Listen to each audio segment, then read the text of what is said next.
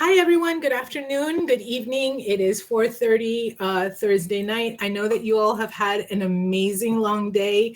I've had some folks send text messages, put on the wall on Socio and Facebook and tweet at us all the stuff that y'all have been learning, some of the conversations that y'all have been having, and some of the amazing new lessons that y'all have learned. I know that y'all were having some really great conversations after our keynote for lunch with Justice Raquel Montoya Lewis, and really sharing some of the new lessons that y'all have learned about the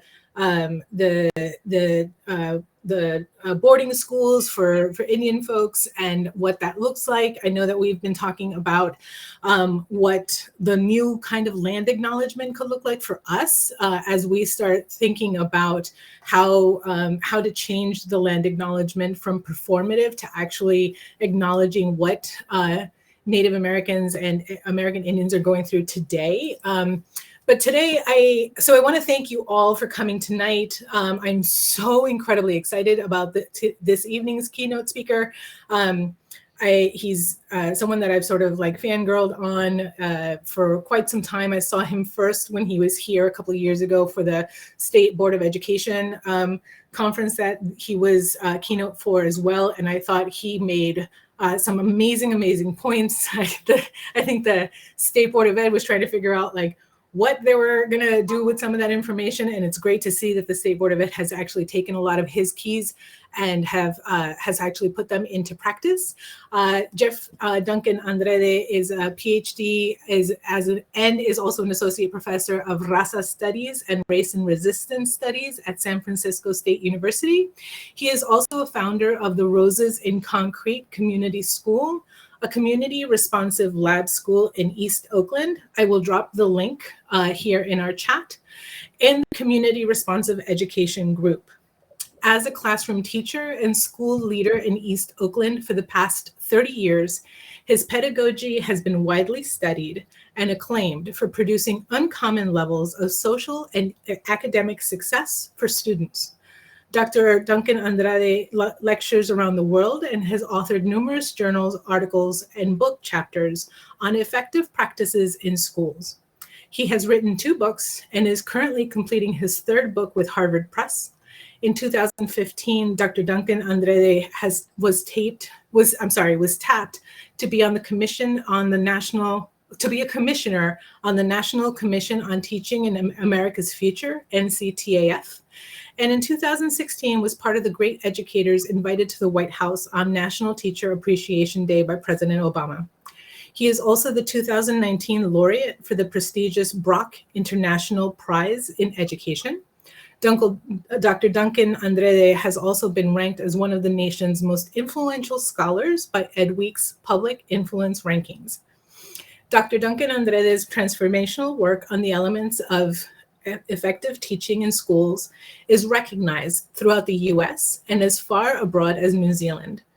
His research interests and publications span the areas of curriculum change, teacher development and retention, critical pedagogy, and cultural and ethnic studies.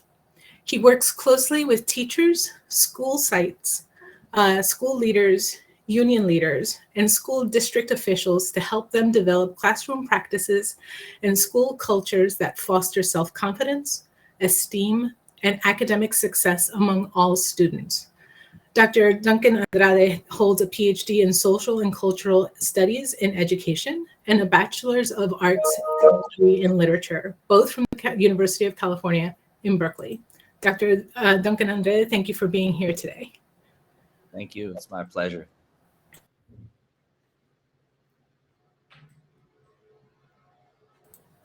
And you're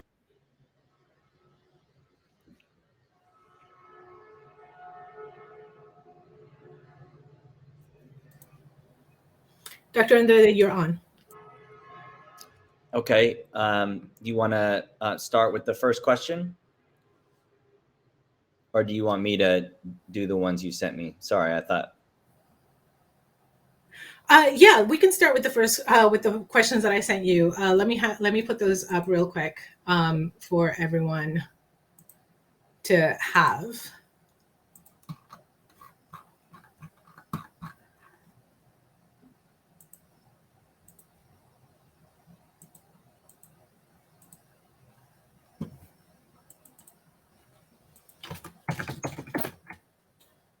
While you're pulling it up, I can read off the first one. So the first question, Yes.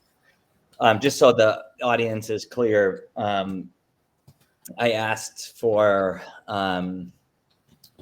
folks to just kind of brainstorm what are the most pressing questions that they feel like communities are wrestling with right now around the prospects of decolonizing our education system and pursuing true equity. And so the first question that was sent to me was, what do you see as the biggest challenge to the equitable education for our students? I think that the will has to precede the skill. And I, to be honest, like I'm not particularly convinced that it's a skill issue at this point. I really do feel like it's more, to be honest. So, I think that there has to be a generative collective will to transition our education system of our children towards a decolonial model and a model that is truly committed to equity. And I think in order to do that, part of what has to happen is that we have to really understand the difference between an equal education system and an equitable education system. And I started talking a lot about those differences in my work because I was, the idea of equity in education has sort of become all the rage all over the nation for, I don't know, the last 8-10 years maybe. And as that shift in the conversation was starting to happen, there were a number of times when I was asked to be a thought partner with schools and districts, policymakers, funders, about what that would take and what it would look like. And I was struck by I was reading all these like equity action plans and equity strategic plans. And so the first point that I made to folks was that if you have an equity office or an equity officer, that's how you know you don't have equity. Because equity is not one person's job. Equity is not the job of one office. Everybody's an equity officer or nobody's an equity officer. That has to be the end game. And you may need to start with an equity office. You may need to start with an equity officer. You may need to start with an equity strategic plan. I'm not necessarily against that, but it has to be really clear that this is a true and profound institutional pivot that is happening. And this is going to be the center and the essence of what we do. And it's not just going to be like sort of, monitored and advocated for out of some like side office that sits in the back trailer. This is going to be central. And in order for that to happen, like really truly happen, you would literally need to clear the plate of a teacher. You would need to clear the plate of a school and start with equity in the center. And then start figuring out from there, what are the other things that we need to add in, with the understanding that whatever we're adding in has to be a contributor to equity. And that's not how equity has been rolling out in pretty much every place that I've seen it. What happens more often is that equity gets added on. So teachers in schools already have like all these incredible responsibilities, and this is like pre-COVID. And then we're going to add in equity, right? And so of course, like equity is often an afterthought, and particularly like when I think about equity, like true equity means that that the quote unquote last shall be first. In other words, an equity plan has to start and end with Black and Indigenous children. And what are we doing every single day in our climate, in our culture, in our curriculum, and in the umbrella of all those things, which is our pedagogy? What are we doing to make sure that Black and Indigenous children are well? Period, punto, point blank, full stop, end of story. Because if Black and Indigenous children are well, then all the other children are going to be well. But I think there's, I don't know how many of you have read Heather McGhee's The Sum of Us, but I really strongly encourage that you read that book. It's the best text that I've seen that really kind of unpacks the resistance to that. And part of what she points out, and she's just so brilliant, and the book is so well researched, and it just asks a lot of what I think are a lot of the right and really hard questions that we need to wrestle with if we're going to do this. But one of the things that she points out is that there is a sense and sensibility that has been, sort of smartly and structurally curated in our society that makes many people believe that what we are talking about here is a zero-sum game. And so if you give to Black children, if you give to Indigenous children, if you give to Latinx children, if you give to vulnerable, wounded children, if you give to poor and working class children, if you give to immigrant children, pick your group, then the only way to do that is by taking away from somebody else. And that's where a lot of the resistance comes from, because it's a model of scarcity, particularly in our public schools. Public schools are consistently underfunded, understaffed, under-resourced, and underwater. And so in an environment of scarcity, the zero-sum scenario becomes a major threat to your child and to your sense of opportunity. And folks are always going to sort of naturally begin to resist that. And so we have to begin to unpack the fact that actually that's not true at all.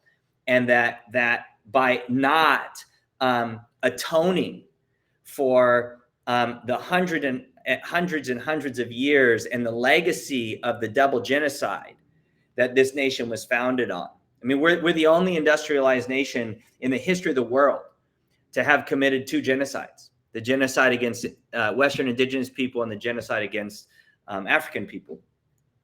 Our failure to tell the truth about that results in our inability to ever reconcile around that. It has to start with the truth telling.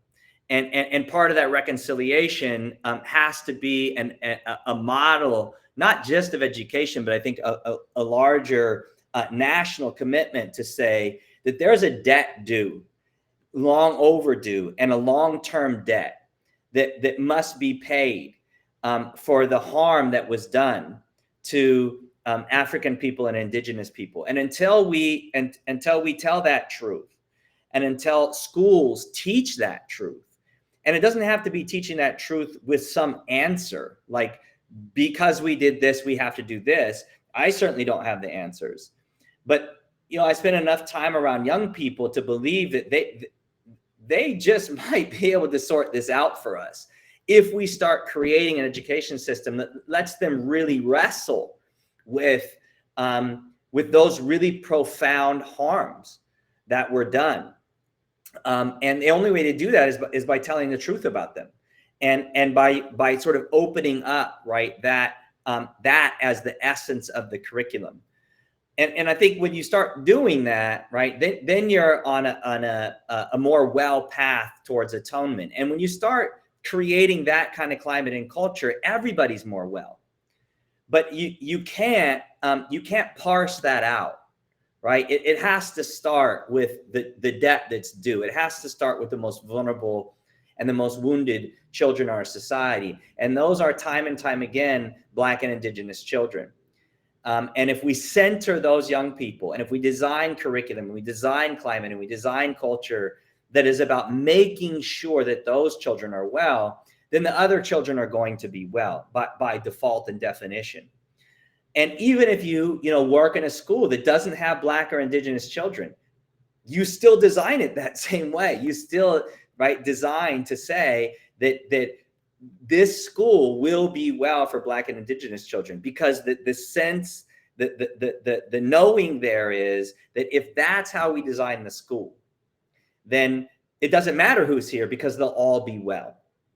But we're always thinking first and foremost about the most vulnerable and the most wounded ones. So as I tried to have these conversations with people, all over the country, what I started to notice was that people were using the term equality and equity interchangeably. Even in their documents, like even in their strategic plan, they were used as if they were synonyms. And so I started kind of turning my work towards disentangling those two ideas, because we can't authentically pursue an equity journey. We can't build the collective and community will to make this hard pivot towards equity if we aren't first and foremost clear about what we even mean when we talk about equity, and how it's fundamentally different than equality. And if we're not clear and honest about the fact that equality is like an equal education system is like that's not that hard, right? That's like almost Sesame Street level. And we have not come anywhere close to an equal education system, even though it's like it's the law of the land. Like the highest policy organization in the land has said that equal education is what is expected via the Brown decision in 1954. And we're 60 plus years into that failed effort. So to start talking about an equitable system, we better be like ripe for the task. We better be really clear about what are we talking about here, because this is not tinkering around the edges, or as David Tayek says, this is not tinkering towards utopia. We're talking about a fundamental shift, first and foremost in purpose, of like, why are we even doing this? Why are we taking children from their families by law at age 6 for 13 consecutive years for 8 hours a day?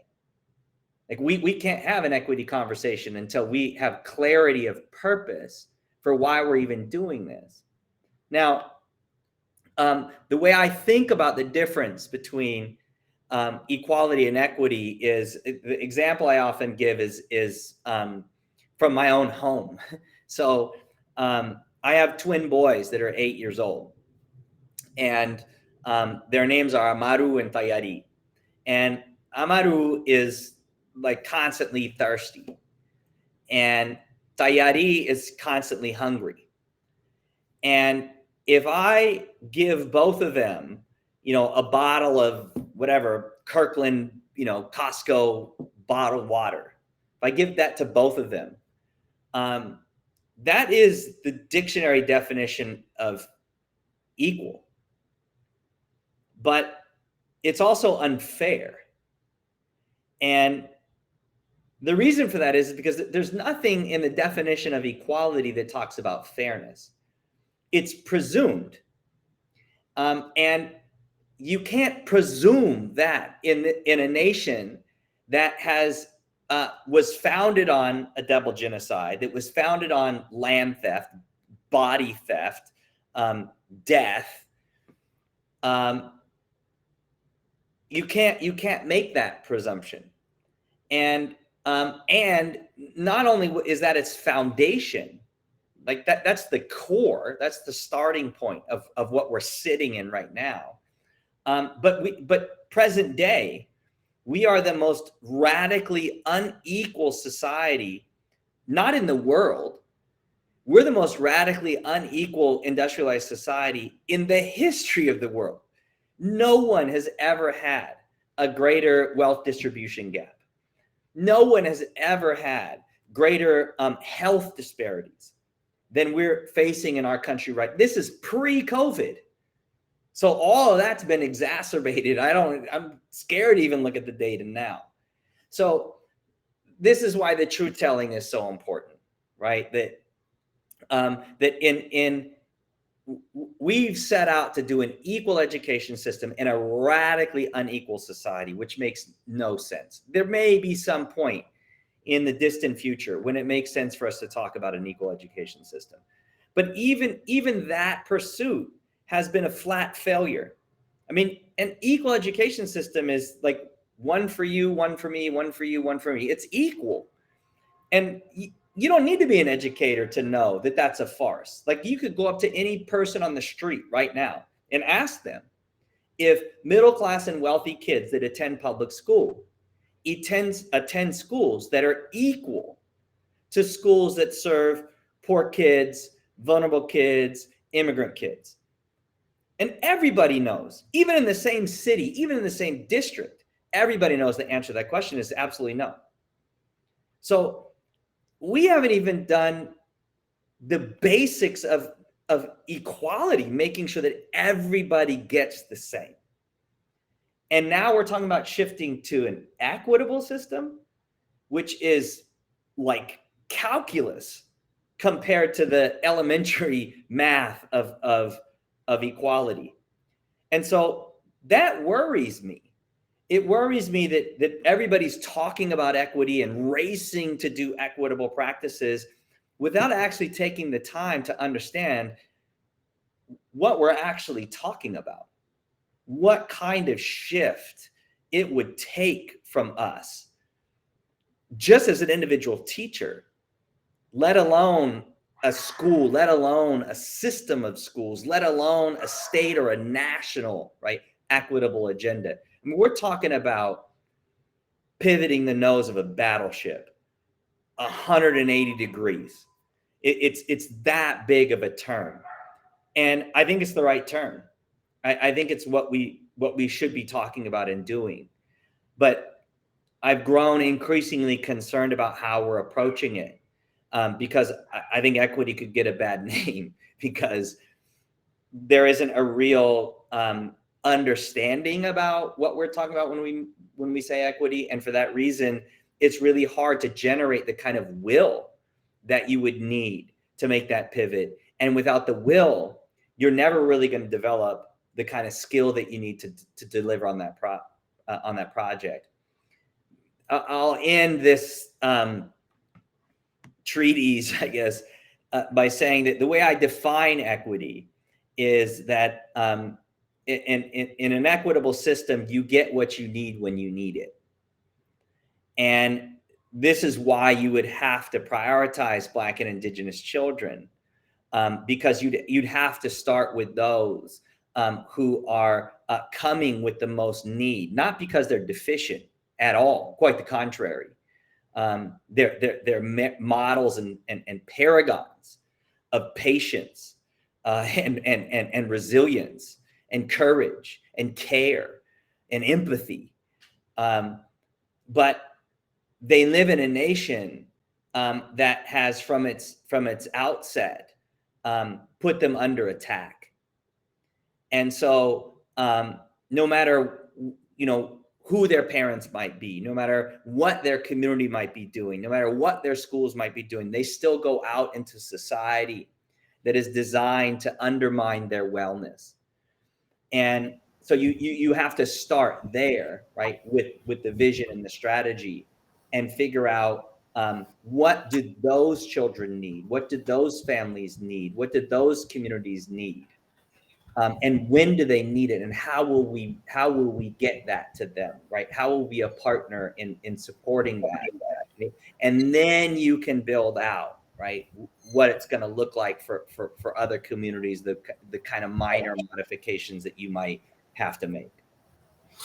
One of the things that you mentioned just now was targeting Black and Indigenous students who were the most hurt, who were the most traumatized. And that sort of sounds like John Powell's targeted universalism, where you're taking the students, the folks, the communities that need, unfortunately, because of white supremacy, need the most, and create programs that support them holistically, give them everything that they need to survive and thrive, and then everyone else does the same. Is that Is that the same idea that you're thinking of? Somewhat. I like a lot of John's work. I think that, the way that I have had targeted universalism, who explains targeted universalism really well is, I suppose John does, but for educators, is actually Chris Chapman,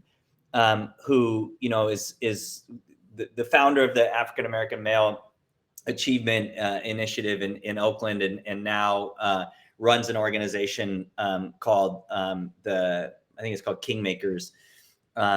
And I really encourage you all to look up their work. They do conferences for teachers all the time, and they do some of the best work that I've seen, particularly around like Black youth. Chris explains targeted universalism really well in the context that we are talking about right now. And the way that I've heard it explained is that you think about like a good example of what Powell's describing when he talks about targeted universalism is the curb cuts. So for those of you not familiar with curb cuts, right? Curb cuts are the cut in the curb, right, in the sidewalk that allow for access to people in wheelchairs. And of course, this was something that was advocated, hardcore for communities by the various different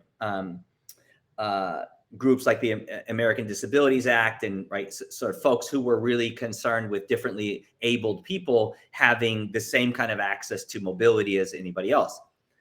Well, the reason this is targeted universalism, the reason, this kind of metaphor works across what we're talking about right now is because, well, who benefits from those curb cuts?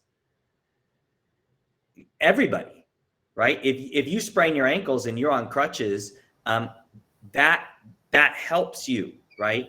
You don't have to hop the curb. Kids on bicycles, right? Kids on skateboards, et cetera, right? So everybody, right, has the opportunity to benefit from something that was actually meeting an equity need, right, for a very particular community, right? And that's the same conversation, that if you get the most vulnerable and wounded children, right, well, or you, the wellness isn't an endpoint, right? But if the project is about ensuring that they're more well every day when they leave than when they walk through your doors, then everyone will be more well, right? The ripple effect of that curb cut, right? Everybody's going to benefit from that because it shifts the climate and the culture of the school, right? Nobody can be discarded. Everyone will be well because we're focused on those that we have made the least well by our very design, right? And we're owning it. It's not like it's your fault, right, that this is happening, but it is our fault if we keep doing it, knowing that these practices, right, these approaches, these paradigms, these things that we're promoting, these things that we're promising are bad for children generally, right? But particularly bad for Black and Indigenous children, for Latinx children, for multilingual children, right, emerging bilinguals, etc.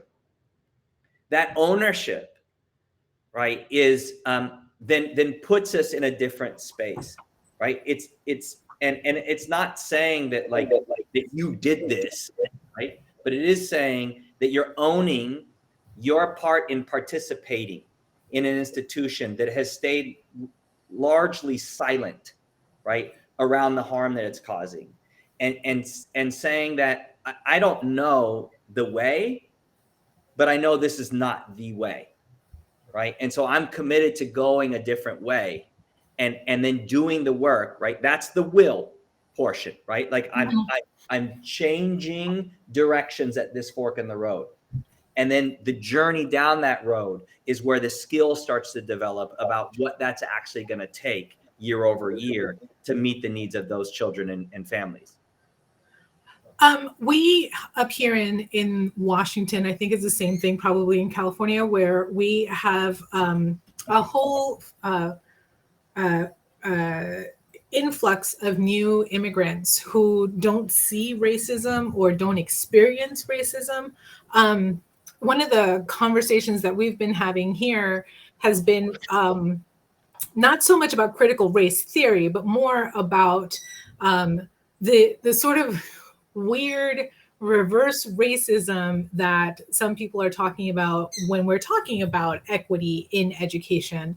And I know that a lot of our educators, administrators, and school board members are having a really hard time trying to figure out, like, how do you talk about racism to people of color that are not experiencing it because they are either part of the sort of quote unquote model minority, or they're not seeing it the way folks on this call or you and I would see it. Do you have any advice for us on how to tackle that? Well, the first thing I would say is if you're experiencing racism, like you just, right, you're not tuned into it, right? So, you know, my kind of more, I guess, sarcastic side is like, give it time. Like, you know, it's coming, right? And that was sort of my cynical New Yorker side, where I was just like, just give it a minute. Yeah, right. And it's like, and if you talk about like the quote unquote model minority, which is the sort of grouping of like the quote unquote Asian experience, right, which we need to unpack and is highly problematic, but like, well, I'm just going to set that to the side for right now, right? But like, really, like, you just had federal policy passed because so many, right, different, particularly Asian elders, right, were getting physically assaulted in the streets. Okay. So like, come on now. So, you know, I don't know which model minority group, but that's the, you know, that's where my brain sort of goes because of Stacey Lee's work. But so first of all, it's just kind of like really like, or is this more like, you got your head in the sand and you're in denial, right? And so I think part of the work that has to be done in communities that are experiencing that is you have to get those communities talking to those communities, right? So, yeah, I feel like there's two sets of communities that I think about when this conversation comes up. Is the folks who are recently coming here who feel that any equity conversation seems to be anti-Asian, where they're seeing that their children are excelling, their children are doing well, and now suddenly we want to put a bunch of Black and brown kids, and then that's going to deteriorate the rigor of the work. So that's one group. And then there's the other group. My mom, it came here in the 70s, right? So for her, the immigrant experience and the racism that she experienced was very different than what I experienced. And I remember the day after my wedding, we were having dinner, and she was just like, "So, racism, you deal with that?" I'm like, "Yeah." And she's like, "But you're American." I was like, "But I'm still brown." And she, like, it just sort of shocked her that that being an American person didn't supersede the racism that I experienced growing up. And I think that's one of the hard things that we're dealing with up here, is that there's so much anti-Asian sentiment on both sides that it feels like we can't have that conversation. Yeah, and that's why I think that it's really important that the leadership in the Asian community, right, is facilitating those conversations with the Asian community and creating pathways to collective solidarity, right? And so in the same way that you saw, like, Black, Indigenous, Latinx communities really come out strongly, right, in support of the Asian community when they were experiencing, right, all this violence. And then, you know, one of the places where I pushed some of my Asian allies is around, like, when that federal bill passed, I was, kind of stunned that the Asian community didn't come back harder and say, whoa, wait a minute. Like, why are we getting a federal protection bill when there's no federal protection bill for Black, Indigenous people for right? Like, why, right? Because that's the wedge, right? Is that Asian suffering somehow like white suffering, right? And of course, this is not the case. Like, white suffering is intolerable to this society, right? Asian suffering is a wedge in this society, right? And I think that that the folks, Asian community members who have been in solidarity with people of color, right, vulnerable communities, wounded communities, it's really important that their voice gets centered in the conversation within their own community about why this is really important, right? What is it that that you're not seeing, right? What is it that you're that the framing of this idea that if you have Black and brown children in your child's AP classes, that it's decelerated, right? What is the bigger picture there, right? That you're contributing to that is actually harmful to your child, right? And I think that those conversations have to happen both internally for the Asian community and then in collective, okay, amongst communities of color in particular, but also amongst white allies. They just can't all be on, right, the Asian community, because it's a setup, right? And it's been a setup, and it's clearly, like, if you study the history of Asian immigration, then you know it's by design, right?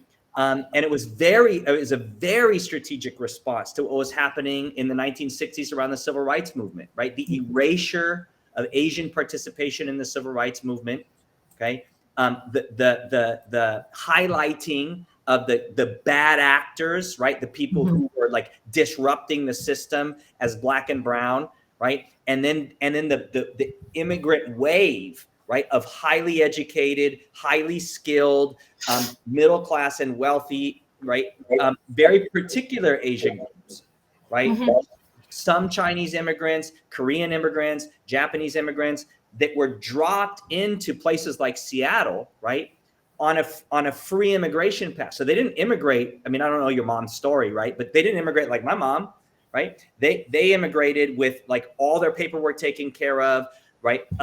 An excellent professional job, right? A house, right? A middle-class school. And suddenly, like, Asian students, right, are better students than kids of color. Yeah. When in fact, like, these Asian students, like, their parents had PhDs, right? Their parents had MDs. They didn't have to deal with the same immigrant experience that other people of color. But the broader story was, oh, it's cultural, right? No, like my children, right, brown boys named Amaru and Tayari, right, are immersed, right, in literature because their dad's a professor, right? So of course, like, their level of exposure, right, is fundamentally different. That was all completely ignored, right, in the conversation. And then the other thing that's ignored is that we talk about the Asian community as if it's not diasporic, right? And as if all Asian kids are doing really well. But if you disaggregate it, right, those voices have to emerge too. The Southeast Asian experience, right? The Pacific Islander experience, specifically Filipinos, right? But Tongan, Samoan, like, those, right, kids do not do well in school, right? They have some of the highest suicide rates, right? So those communities and the voices from those communities also need to emerge, right? And to deconstruct this idea that there's a monolithic Asian community that's all doing really well in comparison to the monolithic Black community and monolithic, Latinx community that's not doing well in school, right? We've got to complicate the conversation. That cannot happen if we don't get in conversation with each other, right? And I think that's, again, there has to be the will, right, to sit down and have this conversation over time. You're not going to have one forum where you get everybody together, right, and then everybody sees the light. You know what I mean? Like, It's got to be an extended effort. And for me, it's got to be embedded in our curriculum. Like, what are we teaching these children? You know, that where these questions aren't really coming up, for them to wrestle with it. I think they're the more powerful voice, even than their families. I get this question a lot when we're talking about decolonizing curriculum and education. Folks, two things. Folks wonder how we can decolonize curriculum and still stay on standard, which I think is I'm often frustrated by that question, but also, folks think that when we decolonize education, we're only decolonizing history and English language arts. Can you talk a little bit of what it would look like to actually have culturally anchored curriculum through other areas of education like STEM, mathematics, history, and science, without necessarily just focusing on ELL or ELA or anything else? Because I think there's a lot of educators who want to, but think that because they teach science, they can't. Mm-hmm. Yeah. So with respect to the standards question, I wrote down in my notebook, I was like, what standard and whose standard? Right. I mean, that's the first thing you have to explore. Like, if that Right. question comes to mind for you, right, as an educator, then I really want you to ask that question to yourself. Like, whose standards are you upholding? And what is the evidence that those standards are good for anybody, right? Let alone like Black and Indigenous children. I mean, look, those standards that we're talking about upholding, they produced, okay, the group of people who we know, like we can name them, okay, who are directly responsible for the collapse of the housing industry and the banking industry, right? We can name those people, right? They've been indicted. Okay. Those people went to the most prestigious universities, are the most degreed. So, which means they achieved at the highest of those standards that you're talking about upholding, and they totally lacked a moral compass. So if that's the standard that you want to uphold, you can't decolonize. Yeah. Walk away, right? It's a wrap. You can't. Okay. You cannot have that cake and eat it too. Right. So the question, before you even start talking about the decolonizing, right? It's just too sexy. Like put it away. Okay. Because this shit ain't sexy. Right. It's hard work that's complicated and complex and messy. And if you want it to be sanitized, if you want to standardize it, okay, then you can't do the work. The meaning is in the mess. Okay. And you have to embrace that. If you are ducking, dodging, and denying the messiness of teaching children, the messiness of getting yourself involved with the project of equity and justice and self-determination for people who for hundreds of years have been literally lynched in this society, then I honestly, like, I can't help you with that, because I don't, in all honesty, it's not possible. So the first question is, before you start even talking about decolonization, is like, for what? Okay, start with your purpose. Why are you here? Why have you chosen to spend your life with our babies?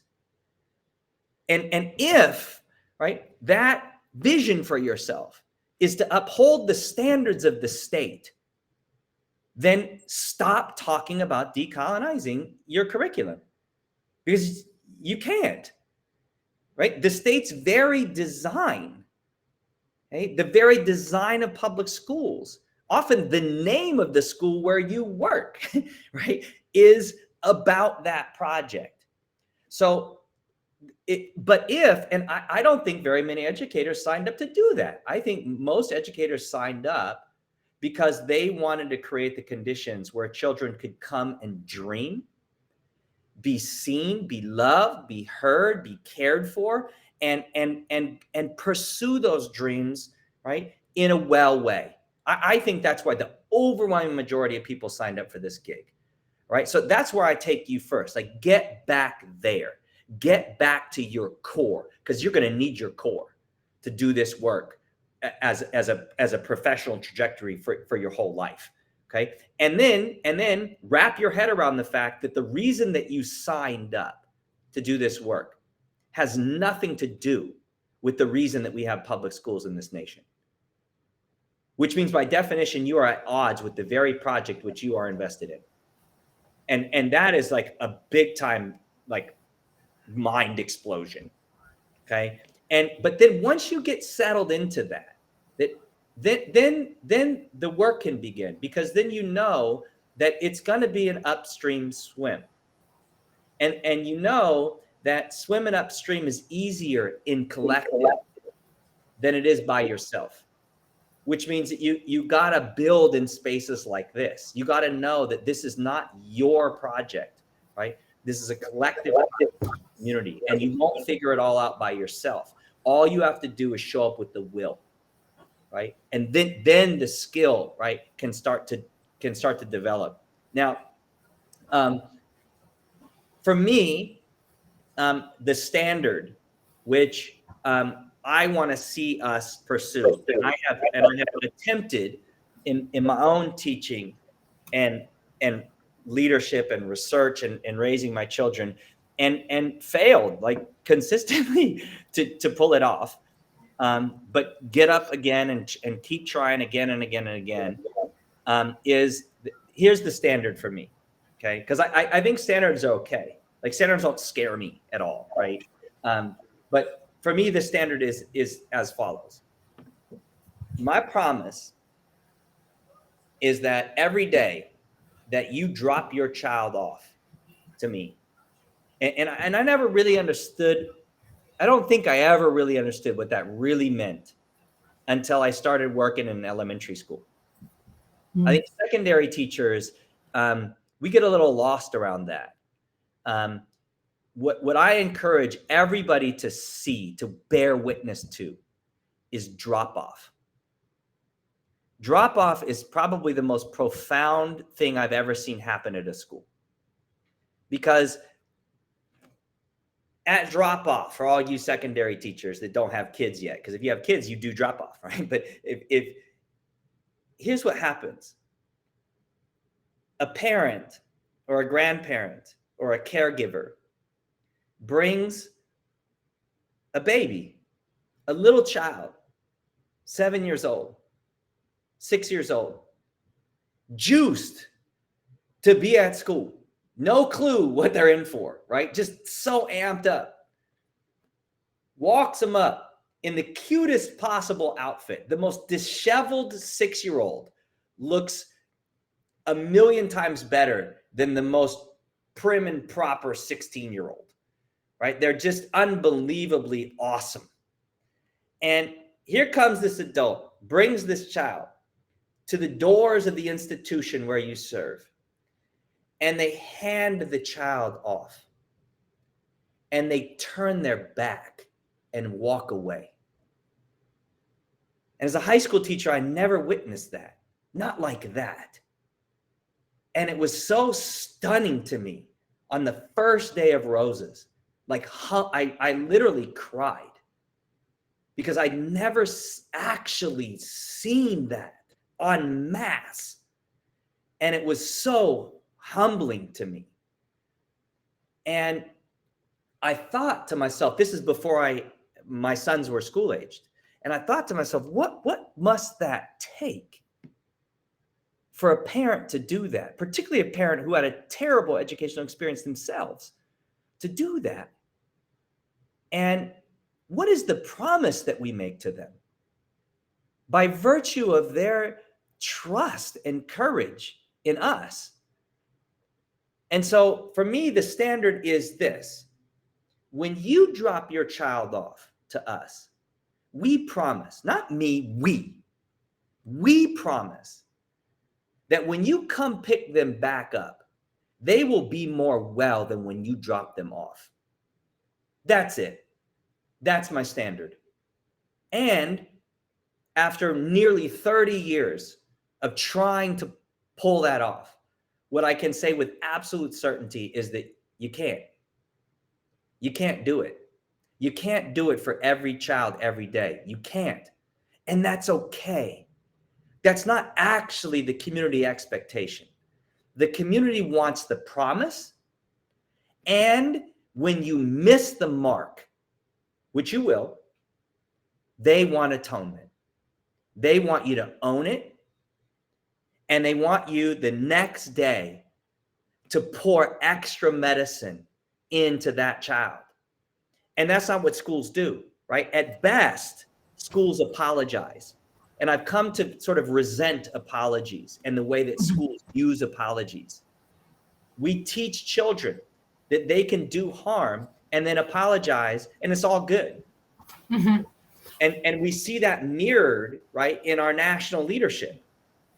So if I think you should apologize, but behind that apology has to be atonement, right? Mm-hmm. That you have to make a commitment to trying to investing in repairing the harm that was done. And that's why the extra medicine, right, has to be poured in, right, with that child, which means that on a regular basis, schools will be extending extra, not resources, but extra care to the children who are doing the most harm in the school. Mm-hmm. And that's antithetical to the design of the school, right? Those children need to be punished. They need to be excluded. They need to be taught. They need to be removed, right? They're a threat. They're creating unsafety. But if we're really committed to, if your standard is wellness, right, then they become the center of your pedagogy. Right. So that's, we're talking about decolonizing, okay? And I'm a big advocate of something that Cornel West said once. He said that there is no affirmation through negation. And I think even the term decolonizing is a little uncomfortable for me because it's still framed, right, in the thing that we're resisting. Yeah. And I want us to move, right, from as you said, from surviving to thriving. To make that move, we have to talk not about what we're resisting, but what we're building, Mm-hmm. right? Resistance is critically important. Being critical of the existing system is important. But what I want to know, right, is both what you negate and what you affirm. So if not this, then what, right? What are we actually, if we're getting rid of the colonial project, right? What are we replacing it with? And let's lead with that language, right? Not what I'm fighting against, but this is what I'm committed to building, right? Self-determination, justice, right? Freedom, equity, like take your pick, okay? But you can't have a truly equitable project that isn't decolonial. Right. Right? You can't have a truly self-determining project that isn't decolonial, right? But I want to lead, right, with what we're building toward, as opposed to what we're trying to tear down. The other part of your question was about how do you do this in math and science, right? And my answer to that often is, how do you not do it in math and science, right? Because it's first of all, like, when I do work with teachers, and I'll ask them, like, how many of you are, chemistry teachers or took a chemistry class, everybody raised their hand. And I say, okay, well, where does the word chemistry come from? And nobody knows, like even the chemistry teachers don't know, right? And they start talking about like European alchemy and actually the word chemistry comes from Africa. Because the word chemistry, right, is named after Kemet, because the first chemists were in ancient Kemet, and that's where you get the word chemistry. Okay, so the origins of chemistry are African. So how is it possible that any child of African descent fails in chemistry? Right. Right? How is it possible that so many children of color and white kids, when you ask them to describe a chemist, right, they don't describe an African? Right. right? Because that's the colonial project, right? But truth telling would begin the conversation about chemistry in Africa. Okay, we can do the same thing in math, right? There's only 2 places in the world where there's pyramids, right? So Latin and South America. And a lot of folks will say Egypt, right? And I'll say, yes, Egypt is a country, but what continent is Egypt in? Mm-hmm. So we're even loath, right, to say that Africans, right, were the pyramid builders. Imhotep, right, the first known medical doctor, African, right? So and so there's 2 places in the world where there's pyramids. What do you need to know to build a pyramid? You got to know physics, right? You got to know chemistry. You got to know geometry. You got to know calculus. You got to know engineering. So how is it possible with the originators of those concepts, right? The people who that's in their like ancestral DNA, right, are failing in these classes, can't connect to these classes, can't the very look. And to add to all this,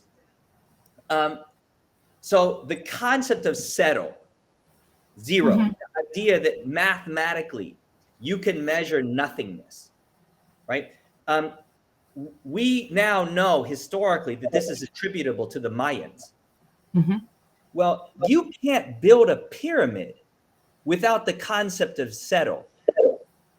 And if the Mayans developed the concept of settle on a completely different continent, how did Africans build pyramids? Right? Well, anthropologists, ethnographer, like we know, right, that the only possible explanation for that is that we were in knowledge and cultural exchange from South America to Africa and back regularly. And so here you've got these communities that are like warring with each other over scarce goods and resources, blocks and communities that they don't even own, right? When in fact, our legacy, our historical legacy is one of total collaboration, literally building, right, monuments that are thousands and thousands of years old and still standing, right? That's our legacy. You're looking at, 10 to 50 years of beef with each other. I'm talking about thousands of years of partnership, right? And exchange. And why isn't that taught in math? Why isn't the history of math part of learning math? Why isn't the history of chemistry, the history of physics? Why do we know more about the French Revolution than the Mexican Revolution? Why do we know more about European monuments than the pyramids that are our immediate southern neighbor, right? So the point I'm making here is that our math teachers and our science teachers, right, have been educated in a very particular way around math and science, okay? And so if you attempt to tweak that so that you can engage, right, Black and Indigenous children, Latinx children, it won't work.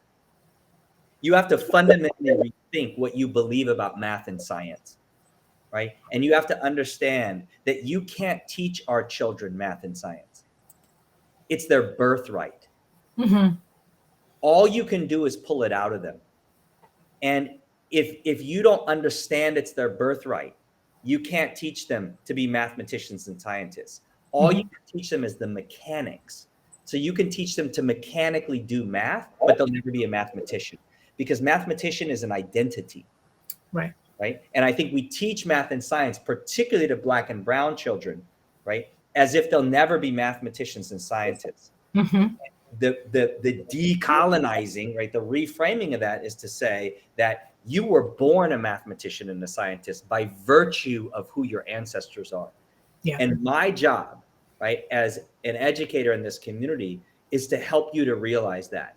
Because once you do, right, your identity is mathematician and scientist, the mechanics start taking care of themselves.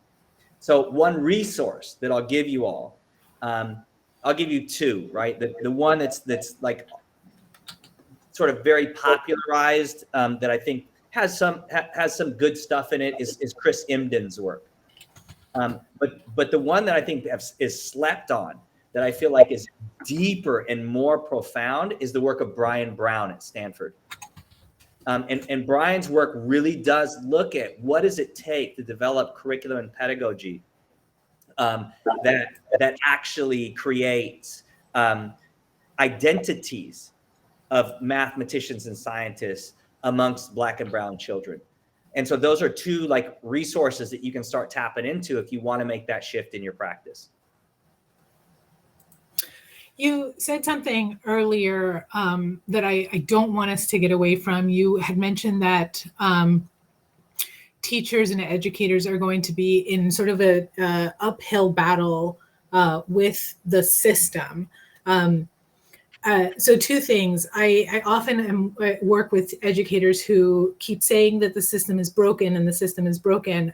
So one, could you talk to us a little bit about that? But then also, can you talk to us a little bit about how you see educators in that uphill, upstream movement, and why that is? Because I don't think many educators see that within their daily work inside the school building.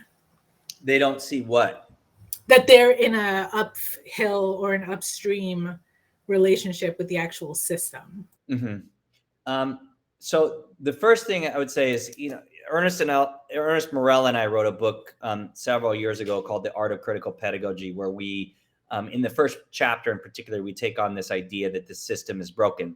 And I think that if that's your starting point, you're in trouble, because the system is not broken. It's doing exactly what it's designed to do. And if you're doing exactly what you're designed to do, you're not broken. You're high functioning, right?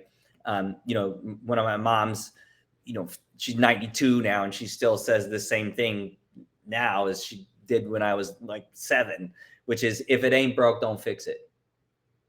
So I don't believe that our system of education is broken at all.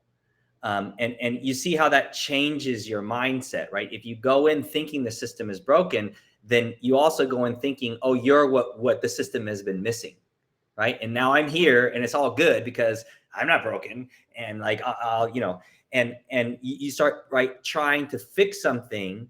And before you know it, like, you are the system, right? But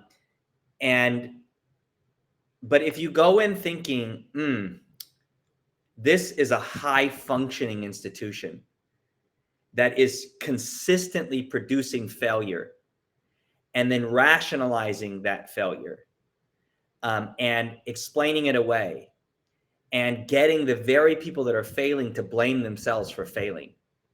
Like, that's what I'm walking into right now. And it is high functioning and super, super resilient to change. I mean, there is, outside of maybe religion in this society, education, schools are the place that are the most conservative in terms of change. Like, you think about, like, what do schools look like right now? Okay. And then back it up 100 years and tell me, like, really, what's the difference? Like, smart boards, projectors, whiteboards, but that's block scheduling, really, that's it. Starts at the same time, ends at the same time, same separations of age, right? Same separations of gender. It's remarkable how little education has changed. And there's a bunch of reasons for that. And I think that the number one reason is because it's working.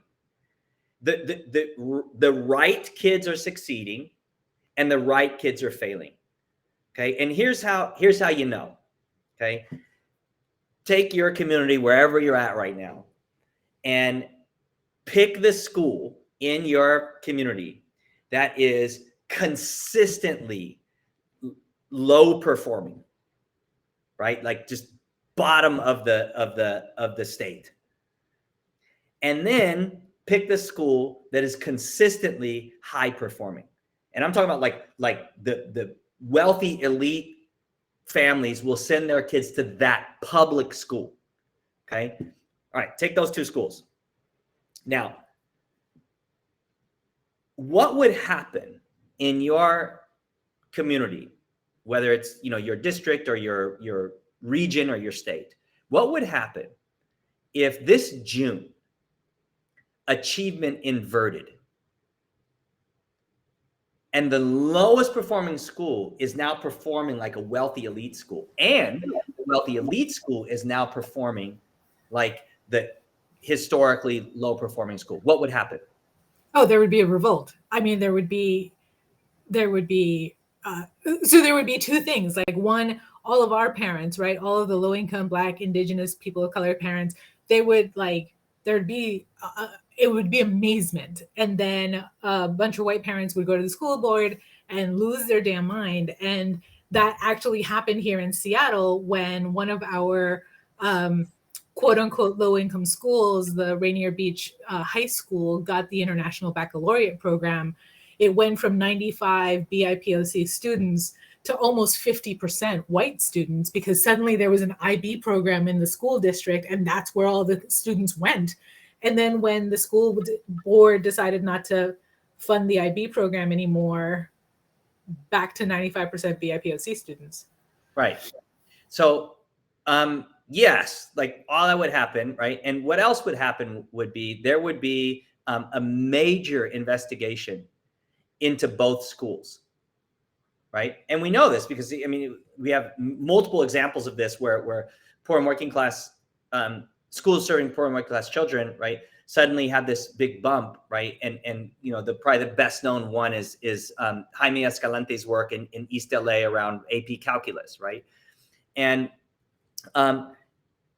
so there would be an inquisition, right, in both of those schools. And that's how you know it's by design. Because as long as the project continues, there's no serious concern about the project continuing. But if it were inverted, because white failure, particularly wealthy white failure, is intolerable, because the system was designed for wealthy white success, that would mean the system was failing. The failure of poor and working class children, particularly BIPOC children, is not shocking to anyone, because the system was designed to fail them. So if they suddenly succeed at the levels of wealthy kids, while wealthy kids are failing, that's intolerable. It's unacceptable. Something's broken. The system's not producing. It's not producing social reproduction, which is what it's designed to do. So you have to start with that knowing, right? You're not walking into a benign institution. You're walking into a morally corrupt project by its design. And so if you know that, then you're not trying to fix it. You're trying to transform it. And that's a very different project. Okay. So, and if you don't have that mindset, then you can't have the right will, which means you won't develop the right skill. Okay. So, and I don't know what the right skill is because I'm not from your community, right? It has, those answers and those questions really are about what that community needs. This is why, the folks that I work most closely with talk about a community responsiveness, not a culturally responsive pedagogy, but a community responsive pedagogy. A community responsive pedagogy demands that you're culturally responsive, right? But you're culturally responsive in a way that reflects the culture of the community, which prevents you from the white supremacist strategy of racial essentialization, to say, oh, I have Latino students. So, and I know that like Latino students when I was in San Antonio needed this, and now I'm in Seattle and they both start with an S and they're both Latino students. So I guess like I'll just do the same thing because, that's what Latino kids need. No, there isn't some monolithic Latino culture. There isn't some monolithic Black culture any more than there's some monolithic white culture, right? There's some trappings there, right? Race is a component of culture, but you have to become an ethnographer of the community that you serve. You have to really understand the significance of the community on culture, right? So the community informs what Black culture might look like. The community informs what Latinx culture might look like, right? And so that if you understand that the project is to essentialize, is to say, well, we have this program for all of our Latino students all across the greater Seattle area. I can tell you right now, it's going to fail, because it presumes that all Latino students across the greater Seattle area are the same and they have the same needs and the same desires. And say, no, right? Now you can have a set of principles that are cross-cutting, right? Care, love, responsiveness. Okay. Yes, absolutely. But what that looks like needs to be differentiated. This is why we've said for 40 years in the research that the gold standard of teaching is differentiated instruction. Well, you have to differentiate around what it means to be truly culturally and community responsive as well. So for those teachers that are like, that don't feel that resistance from schools, I would say when it's either like you found the right school, right? Like, I don't know where you're at, but that's dope that you're like pushing this project in this way, and you don't feel like you're swimming upstream, right? And I think that's great. And maybe you can find ways to push harder, right? I don't know. Like I can't say for sure. I have not personally experienced that as an educator.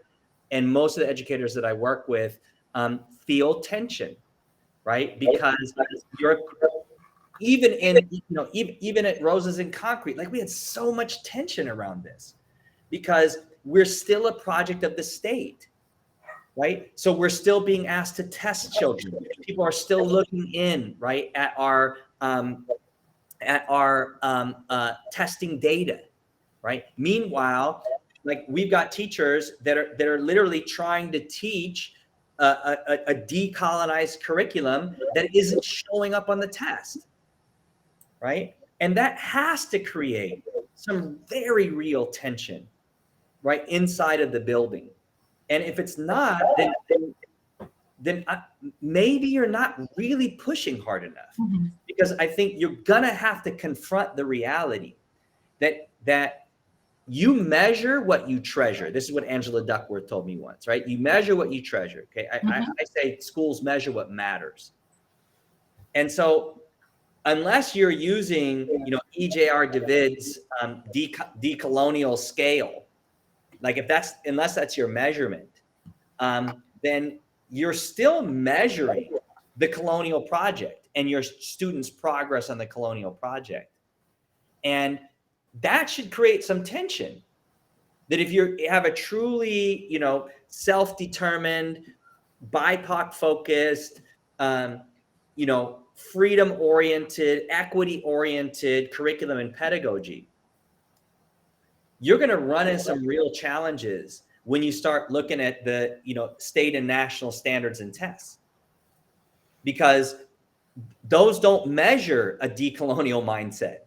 Right. Those measure a colonial mindset. So you're not preparing children per se, right, for that exam. You're not preparing children to matriculate smoothly, right, into four-year colleges and then into, career, right? You're literally preparing warrior scholars.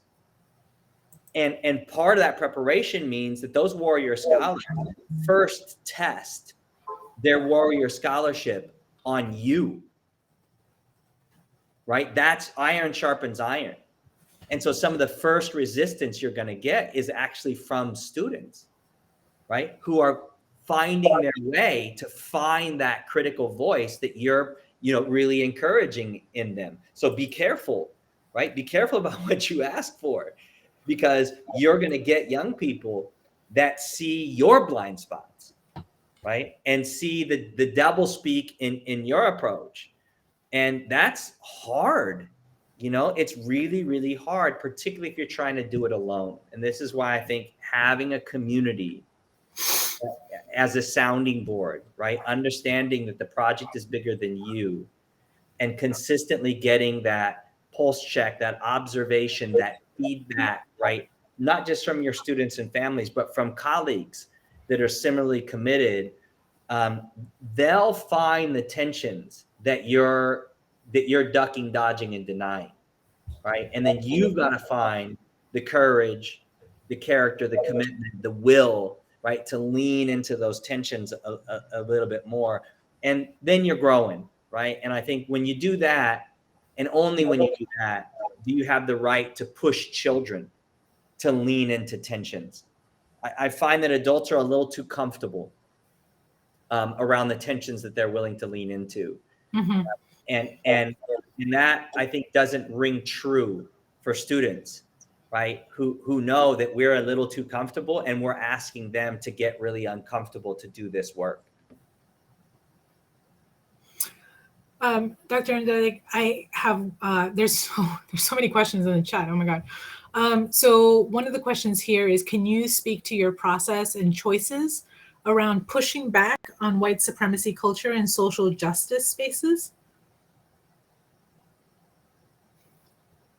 I'm not so, sure. So the context of this is, you're one of the very few professors that has been seen to disrupt and decolonize presentation spaces in a way where the people presenting are youth, where you centralize their voices. Can you talk about how you do presentations that are not sort of the status quo of like the person who wrote the book and collected all the data, and more around the people and the folks experiencing the issue? Yeah, I think I don't know if I'm one of the only ones. I think that that Ernest Morel and I were some of the early folks that started thinking about specifically AERA. Like I don't know about other conferences, right? That's kind of the one that for my field that is the most prevalent. I think it happens a lot more now. I don't really go to AERA anymore, so I don't know. But so what we started doing something that's come to be known as YPAR, Youth Participatory Action Research, right? So, and part of that happened because we were in our doctoral program and we were learning like these research methodologies. And while we were in the program, we were still teaching in Oakland. We're still teaching in high school in Oakland. And so we were basically taking our readers from our like doctoral level courses and just weaving them into our high school English literature classes. And we would create these research projects. And so we basically trained students in the research methodology that we were learning in our PhD program when they were in like 10th grade, 11th grade. And they did like better research than us because they would go into places that we couldn't access as adults, right? They would ask questions that we weren't asking as adults. They had, angles of analysis that we just couldn't have because we weren't students, right? So, and it's, some of the best research that I've been a part of has been research that I was doing with my students. And so, yeah, I think it wasn't, I think what this emerged out of was we would go to ARA, and it was, for those of you not familiar with ARA, it's the largest educational research conference in the world. So, pre-pandemic, it's like, I don't know, 18,000 researchers, right, show up for a week to talk about educational research. And the program is literally like this thick, and one of my big homies, Pedro Noguera, used to say all the time, he's like, I can barely stomach ARA, like, because it's like every year there's this much, right, research. And shit does not change one iota in schools. Like, what are we doing? Like, why doesn't this just completely bankrupt this whole field, right? That you do all this research every year, but the thing you're actually researching never ever changes. So that really stuck with me in earnest. And we were like, hell yeah, that's so true. And there's a lot of navel gazing and a lot of circular talk, right, that's happening, right, in the research community that's really just about reproduction in the ivory tower. And so just one year, we were just like, well, what would happen if we like brought our students to AERA and just had them like show up and present instead of us? And people loved it. Like, people were like, damn, like that was dope. Like, you know, and then that just kind of like started this, this pattern for us. And then, you know, when we became professors, we had graduate students, right? And then we kind of trained them, right, in that same method. And we were trying to get graduate students who had been really experienced and accomplished teachers. And so that quote unquote trend, right, I think is, and again, I haven't been at ARA in a while, but I feel like that started to become much more common, right, to think of young people as researchers, not as common as I want it to be at all, right? Mm-hmm. But I think that's that's part of how we disrupt those spaces, is not just by critiquing them, right? So Ernest and I didn't just say like, we don't agree with how this is going, right? We did, right? We had a critique of ARA and we had a solution, right? So there wasn't just negation, there was negation and affirmation, right? So we're saying, we don't think it should be this way because it can be this way.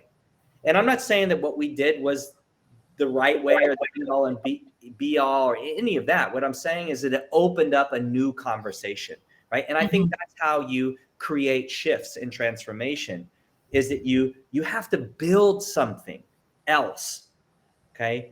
And critique is not building, right? By definition, it's not building. And I'm not saying critique is not important. I want to emphasize that. I think being critical is very important, but it's insufficient. And we have to do more. And that's kind of how that journey unfolded. And I'm glad to know that people, you know, thought it mattered. And hopefully that's filtered into, you know, some of your work as well. So we have a couple minutes left. I have one pressing question for you, but just know I am now thinking of changing the title of this conference because you're absolutely right. Critiquing is not building. And so we will be probably doing that tomorrow. But Dr. Duncan Andrade, do you think we can change education to make it effective for our Black and Brown students? I have to think that, otherwise I'd have to leave. You know, I do. I absolutely believe it. I don't know what it's going to look like. And I don't feel like I need to know to go on the journey. I want to be part of trying. I want to be part of a commitment. I want to be part of falling down on my face, right? And being surrounded by community that helps me get back up. You know, I think a lot of people put a lot of stock and hope in Roses in Concrete, and as a project that might push us in that direction. And I think in some ways it did, and in some ways it didn't. We stumbled across a lot of tripwires because we were trying to do something that we didn't have a clear playbook to do. You know, we were sort of building it while trying to, you know, get the plane in the air. And and I think that's really hard. It's really painful because our community needs this. They need things to change.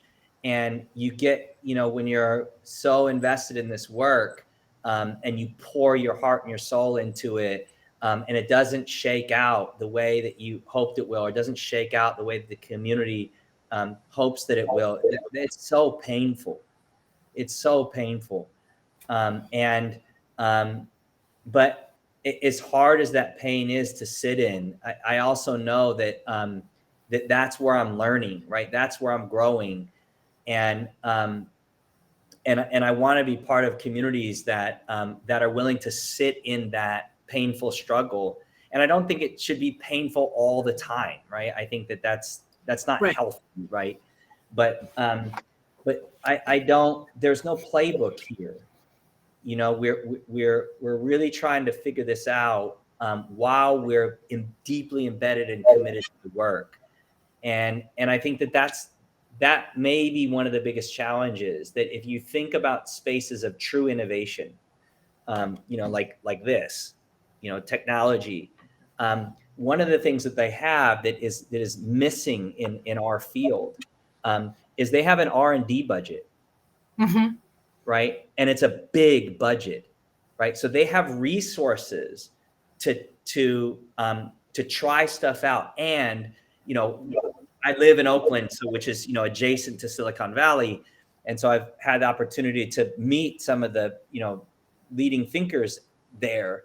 And one of the things that's been really striking to me in my conversations with them is the way they talk about failure. And I had one lead engineer tell me once. He said, "Failures are our single biggest asset in this company." And I was like, "What do you mean?" And he's like, if we're not failing, we're failing. And I was like, wow, like how different a mentality that is in schools. Schools hide their failure.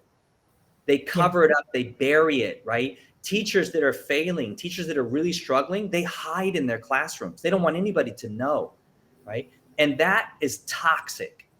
That is a culture that will never grow and will never change, right? So I think that there has to be a commitment to the messiness, right? And I think as a state, right, and as a nation, that if we really want to see schools transform, that we have to invest in schools to transform. Schools are asked to do way too many things with way too few resources. And that has to change, right? You can't keep doing this on the cheap, right? That you get what you pay for. And if we are not going to invest in the most democratic institution in the country, schools are the most democratic institution in the country. Right? If we're not going to invest in that, and if we're not going to invest in the only institution in the country that is purely dedicated to our children, then we are a colonial project.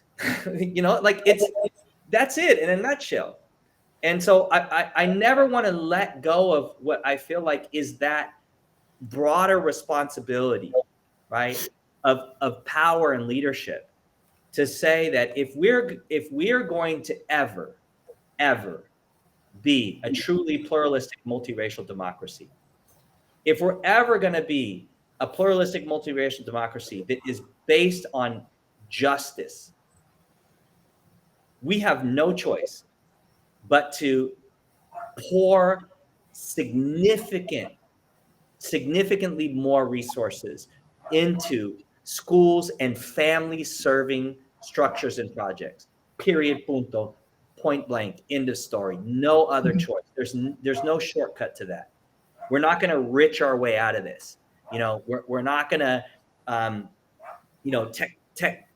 technologically solve our way out of this. It has to be an investment in something that is sustainable. And what is sustainable is what you invest in children, right? Investments in adults are not sustainable, right? Because they're not longitudinal, right? It is the investments in children that transform communities, is investments in children that transform societies. And every society that has sustained itself over time has become conscious of that. And every single empire in the history of the world has fallen. And it has fallen because it has ignored its most vulnerable and wounded populations. And if we are going to avoid that fate as a nation, we better square our mind up and know that the path that we're on right now, it's not sustainable, right? It's this center will not hold. And I keep doing this work because I fundamentally believe that if we get it right with children, and I mean even just once, like for one generation, it will transform community and country. Thank you so much. I could listen to you for days. And I think from the comments on our chat, most people could listen to you for days as well. I want to thank you so much for spending some time with us. There have been so many people quoting you, and there's so much truth in everything that you say. I'm struck by how 360 this conversation got from being the folks that take on our little ones and apologizing, but then also the action behind the apology, and then coming back to this section where we don't get to fail in education, which is sort of ironic because it seems like education should be the one place where we can fail and try again.